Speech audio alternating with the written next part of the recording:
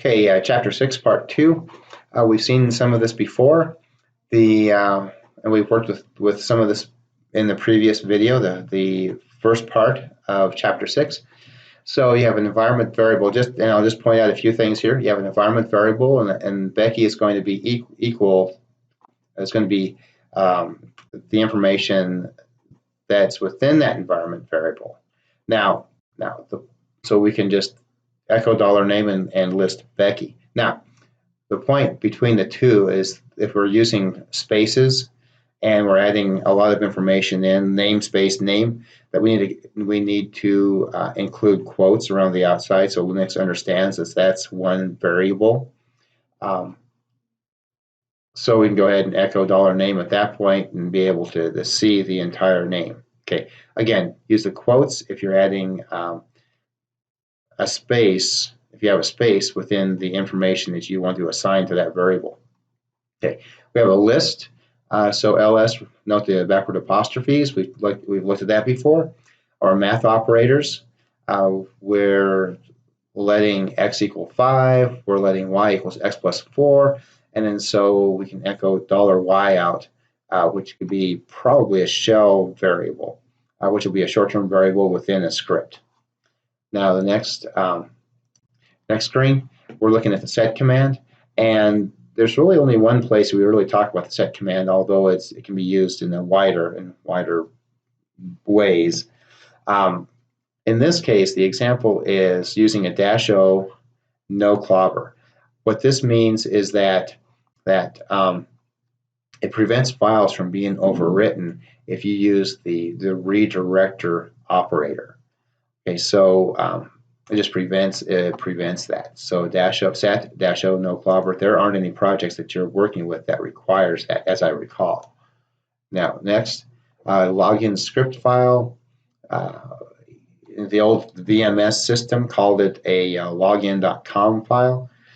Remember, Linux, Ubuntu in our case, uses a .bashrc file, and you can go ahead and edit that either vi.bashrc or gedit.bashrc. And then we'll take a look at that. I'll go ahead and log in here again. And I've opened that up already. If we just gedit space.bashrc, let's go ahead and do that. I've done that at this point, gedit.bashrc. And remember, the dot indicates that the file is a hidden file.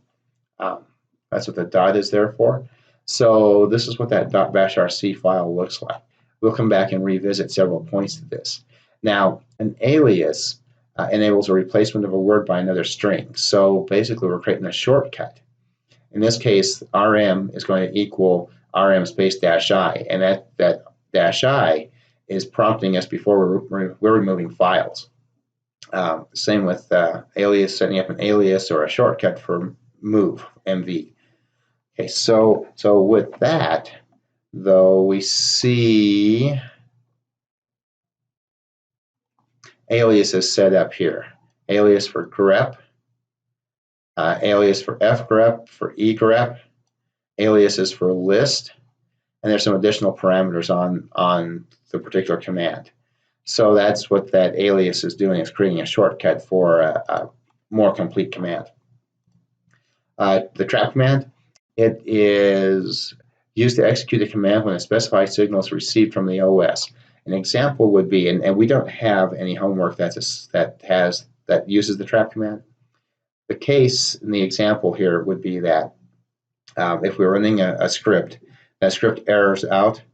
Well, that script is going to generate a signal, and based upon that signal, we can have Linux do a number of different things. Again, based upon that signal. This is an example of what a trap might look like. And talk about shell scripting just a little bit.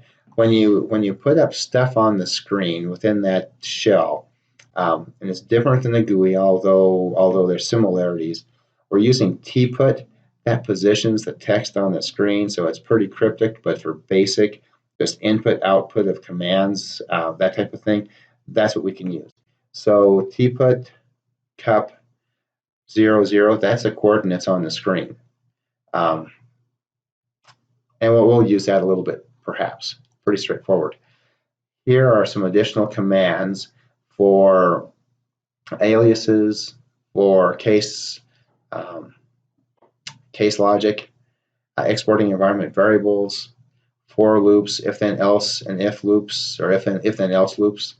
The let command, assigning a variable, and then print environment, print end. Some more, using set sh to run a program, tput cup to move the cursor around on the screen, trap commands. We're going to go back and revisit this just for a little bit, because once you create a script, you need to go ahead and change the permission on it. So we'll revisit. Again, we'll use change mode. Again, this is going to say users group and others, add the execute permission to it, and to which file, Productivity. So we're adding execute to UGO, users groups and others, and users meaning you as the user.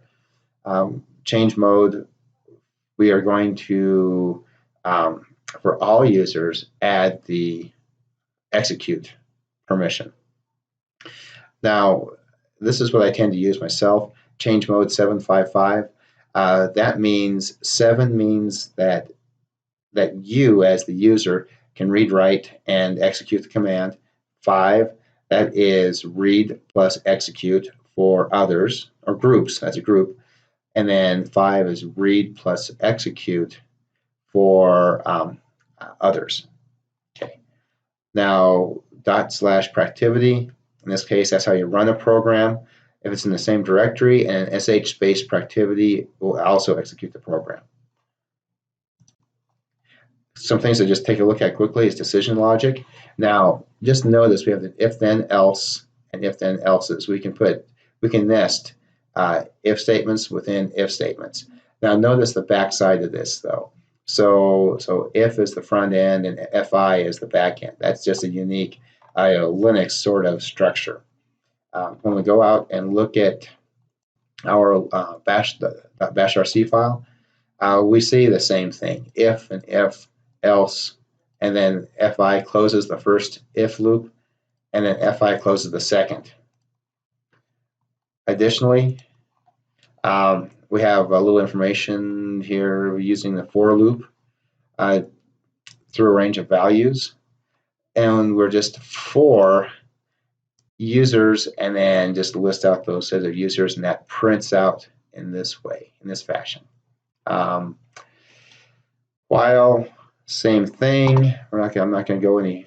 We don't need to go any further with that. Case logic.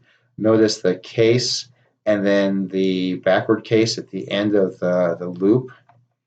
Again, we see the if then else statements within the .bashrc file, but we also see case logic as well within the .bashrc file.